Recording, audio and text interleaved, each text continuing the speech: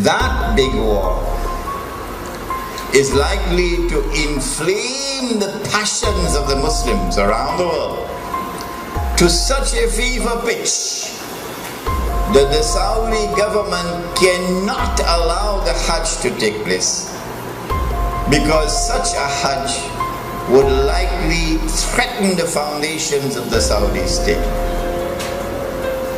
And so they might use some cock and bull story about some virus which is a great danger to health, and get World Health Organization to issue an advisory, and then they suspend the Hajj. And then the next year they continue the suspension until eventually the Hajj is abandoned.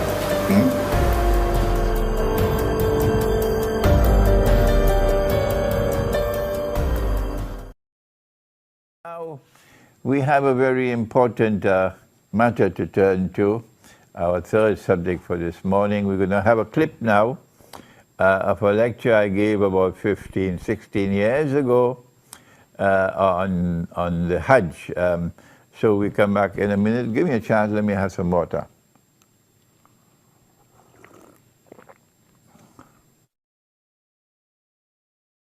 It is in Sahih Bukhari. And Allah says,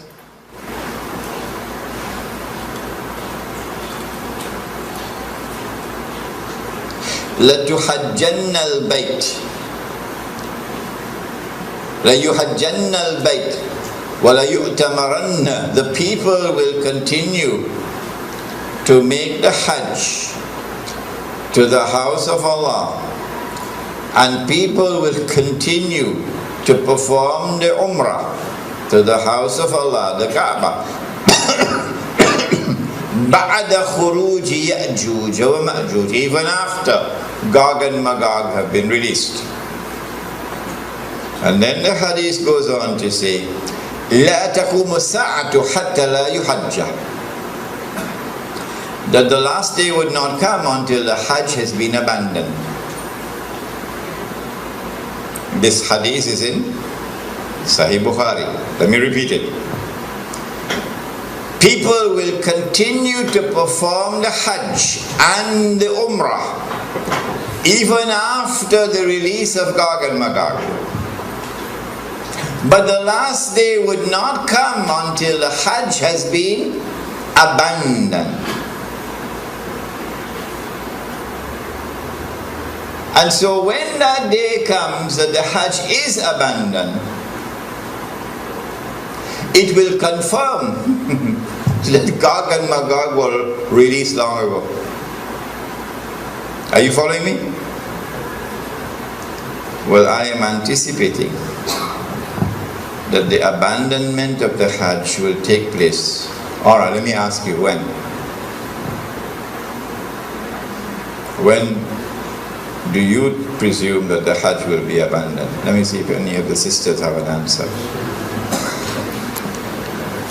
Good to hear you now.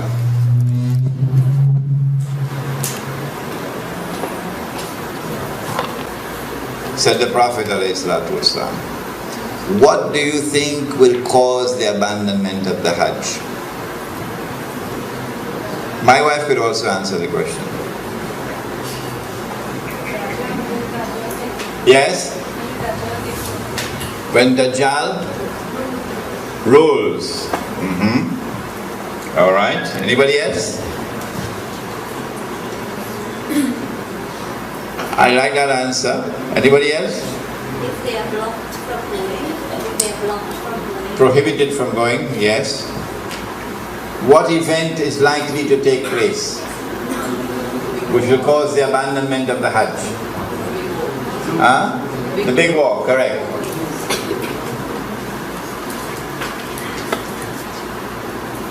When Israel wages her big war, which will witness the dramatic territorial expansion of the state, and then a concomitant means taking place at the same time, a concomitant attack on the US dollar, and it collapses. and all the paper money in the world collapse, and the US economy collapses, and then Israel replaces the United States as the ruling state in the world. That big war is likely to inflame the passions of the Muslims around the world to such a fever pitch that the Saudi government cannot allow the Hajj to take place, because such a Hajj would likely threaten the foundations of the Saudi state. And so they might use some cock and bull story about some virus which is a great danger to health, and get World Health Organization to issue an advisory, and then they suspend the Hajj.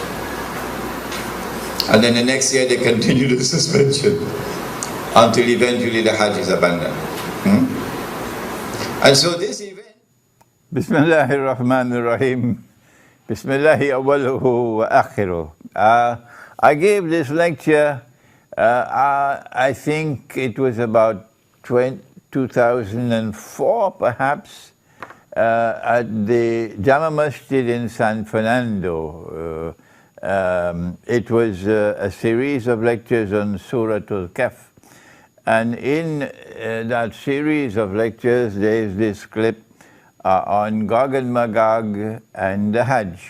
And I said in that clip that there might be some virus which would come, and it will be used as the excuse to try to first suspend the Hajj, not abandon. And after suspension, another year, another suspension, and then a following suspension. Only when there has been no Hajj for several years, then we are entitled to now declare the Hajj has been abandoned. But now let me share with you the analysis, pick up from where I was talking 15. And notice I was a younger man in those days. I've become older now. Let me pick up from where I left off 15 years or 16 years ago, namely the timeline. This is my opinion. And you must not accept my opinion unless you are convinced that it is correct. This is my respect for your rational faculty. I said 15 years ago that there is a great war which is coming. The Christian eschatology, the Jewish eschatology calls it Armageddon. And our prophet, Allah's blessings be upon him, called it the Malham. And we have information about that war that they don't have. We know, for example, that 99% of those who fight in that war would be killed, and therefore this cannot be conventional warfare. This has to be warfare using weapons of mass destruction.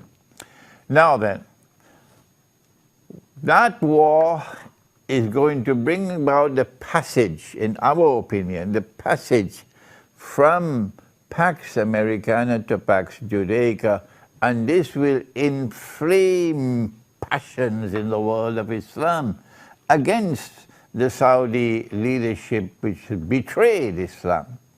Betrayed. They are agents of Gog and Magog, they are agents of the Judeo-Christian Zionist Alliance. Those are the people who rule in Saudi Arabia. And so the Saudi regime is going to be placed in a very dangerous situation after the Great War.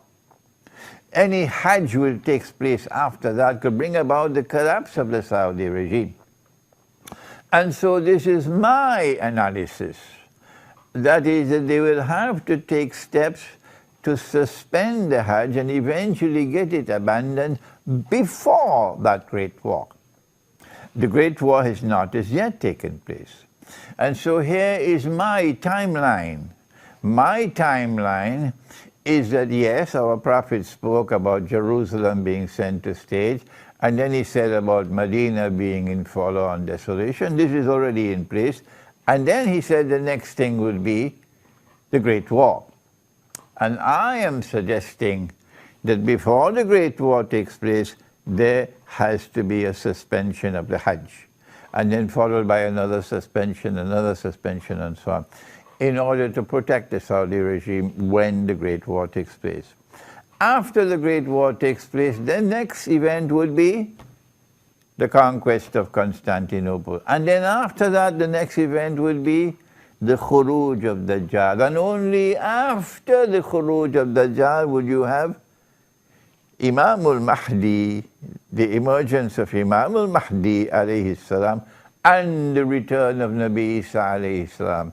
Those are the deaf, the dumb, and the blind, who absolutely insist with obstinacy that you cannot have any Gog and Magog in the world until Jesus has returned. Leave them, leave them. They are people who no longer have the capacity to think and to study the Quran. But for the rest of you, and mashallah, there are so many of you there who are prepared to think. We are saying to you that our hadith, the Prophet ﷺ has made this prophecy, which is there in the clip, and which is in Sahih Bukhari, لَتُحَنْجَنَّ الْبَيْتِ, that you will most certainly perform the Hajj.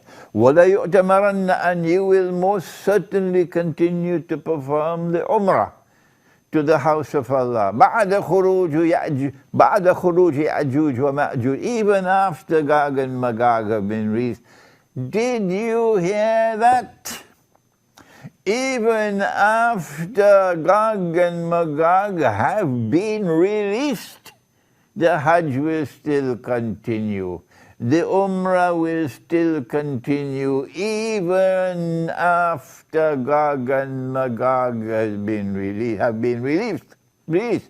لا تقوم الساعة حتى لا يحج. Then the hadith continues to say that the last hour will not come until the Hajj no longer takes place. The Hajj no longer takes place.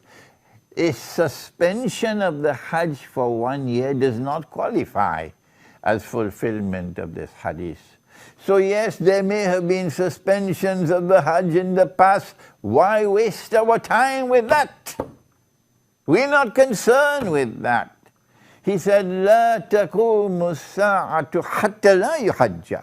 He's talking about when the Hajj no longer takes place. Let us ask the schoolboys, give us a break.